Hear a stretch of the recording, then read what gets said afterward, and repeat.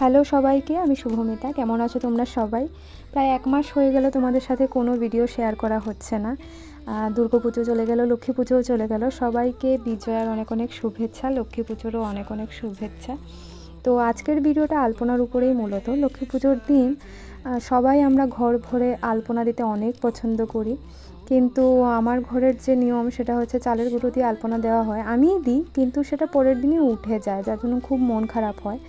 আর fabric দিয়ে কিছু করতে পারি না, তার জন্য অনেকটাই খারাপ লাগে। তো এবার ভাবলাম যে মাকে যেখানে বসানো হয়, যদিও এটা ঢাকা পড়ে যাবে, তারপরও প্রতি বছর বসানো হয় একটা কাঠের চৌকির উপরে। তো এবার ভাবলাম এটাকেই রাঙিয়ে তোলা যাক। ফেব্রিক নিয়ে বসে পড়লাম। মাথায় কোনো ডিজাইন ছিল না, শুধু মাথায় ছিল যে চরণ দুখানি আঁকবো আর পদ্মের উপরে কোনো ডিজাইন করবো। একদম সিম্পল রেখেছি, তোমরা জানিও তোমাদের কেমন লাগলো। এটা একদম 10 থেকে 15 মিনিটে করা ডিজাইন। আশা করি ভালো লাগবে, তোমরা কিন্তু করতে পারো। দেখা হচ্ছে পরে ভিডিওতে। টাটা।